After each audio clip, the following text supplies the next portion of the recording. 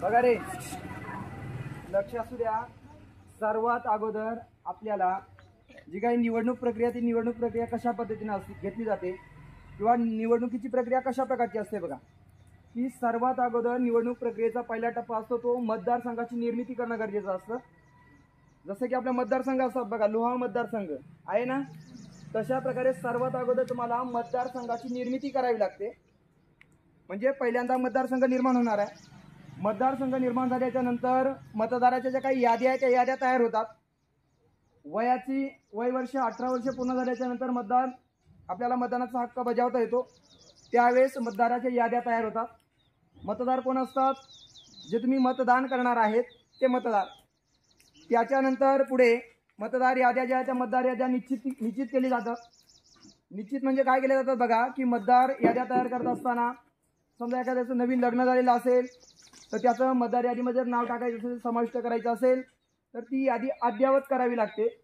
म्हणजे नवीन नाव घ्यावं लागतं. जर एखादा व्यक्ती दगावला असेल तर त्या व्यक्तीचं नाव काय केलं जातं, त्या मतदार यादीतून वगळलं जातं किंवा काढून टाकलं जातं.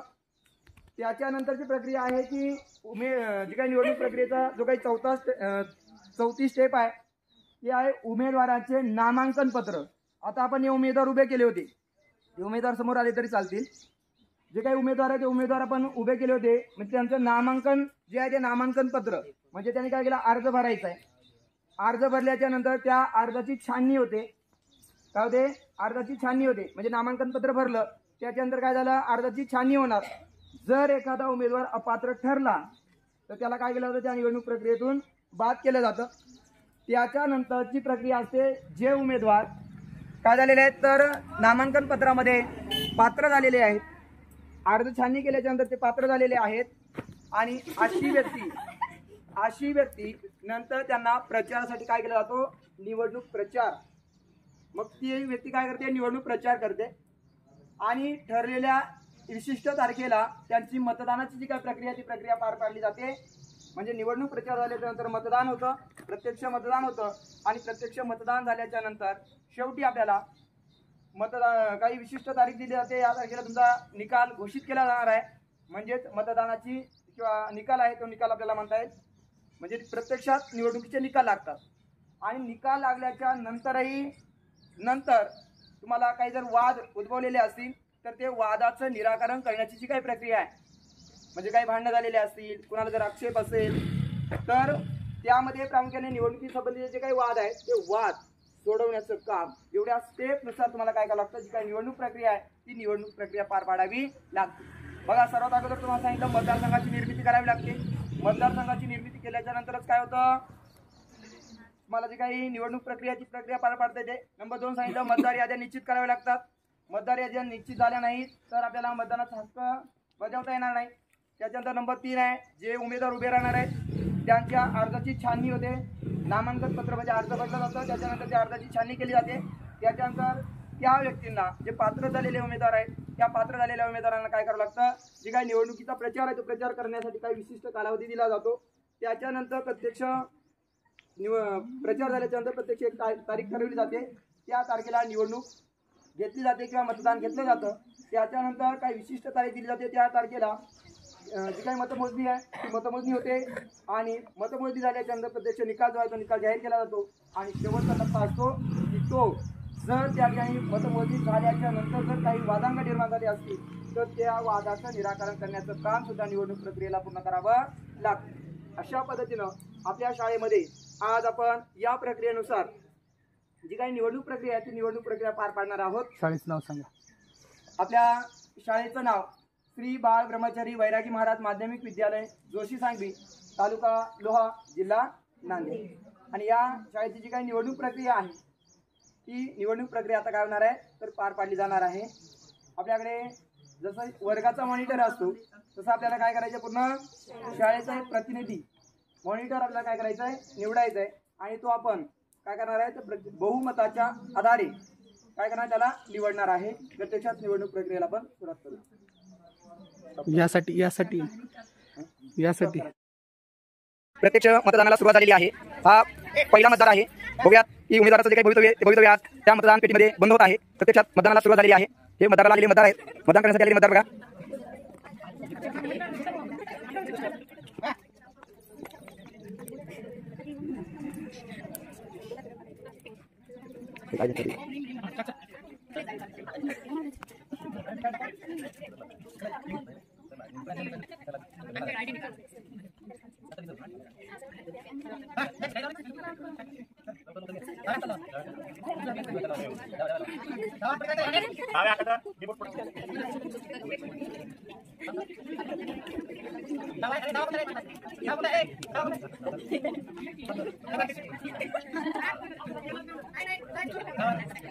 कसं करायचं ते गेले स्टार्ट करायचं मला काय स्टॉप करायचं मला काय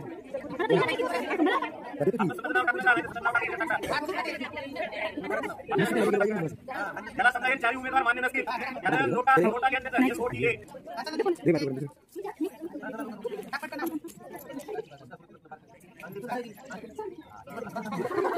खोटं मत आहे मोठा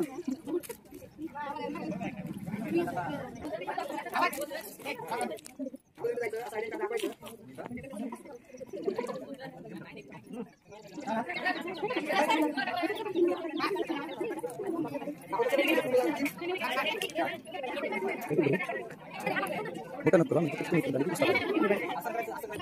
केली नाही चालू झाली नंतर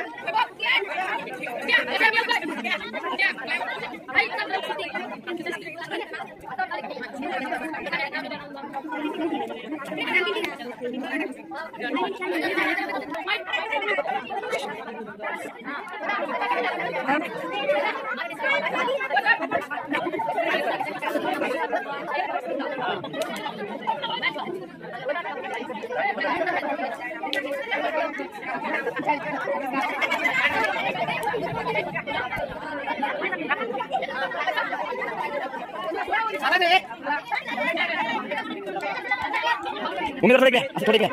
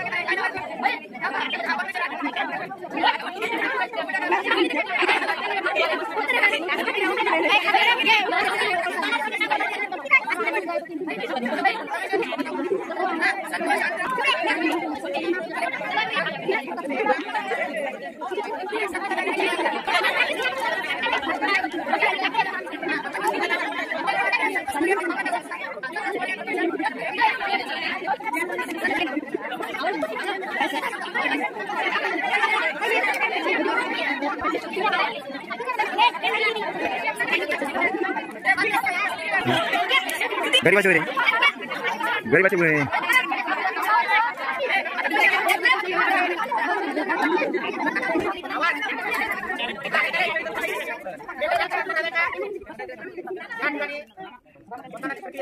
पूर्ण झालेली आहे. शेवटचा मतदार आहे.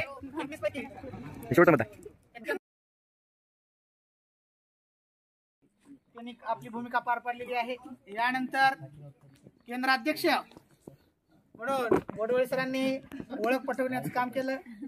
मतदान अधिकारी 3 म्हणून आपल्या शाळेचे लाडके मस्के सर हे आपली भूमिका आपले कार्य पार पाडलेले आहेत. यानंतर पोखतरे सर हे झोनल ऑफिसर क्षेत्रीय म्हणजे सगळ्या कुठं काय कमी पडलं का ते पाहण्याचं काम पूर्ण केलेले आहेत. आणि अशा प्रकारे आजच्या निवडणुकीचा निकाल हा उद्या जाहीर करण्यात येईल. त्यासाठी 4 जणांनी आपला एक प्रतिनिधी मतमोजण्यासाठी पाठवायचा आहे. कळलं का? उद्या. आणि आता सर बंद करा. 19 मतं पडलेली आहेत. नोटाला 19 मतं पडले नोटाला. आता पहिला आणि दुसरा कोण येईल रे? कोण येईल? तर या ठिकाणी द्वितीय क्रमांकावर आहे स्माइल द्या. हे तर दहावीचेच आहे दोन्ही. तर आणि कोण? दहावीचे.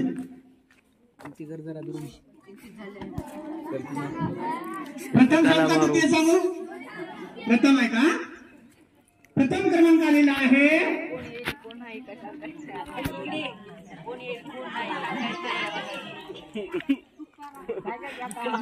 33 मतं पडलेली आहेत. सॉरी 32 मतं पडलेली आहेत. 32. आपला हा विद्यार्थी तुकाराम होणे.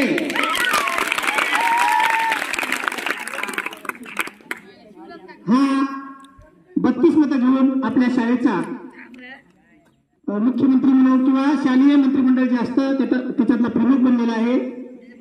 आणि यानंतर पद्मावतीला 16 मतं पडली. अभिनंदन. तर या ठिकाणी तुकारामला अशी विनंती करतो की त्यानं जो काय वाजव रे?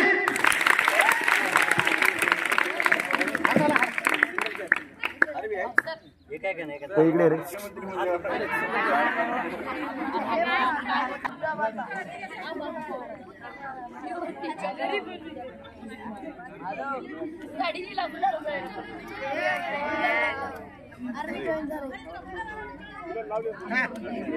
अभिनंदन.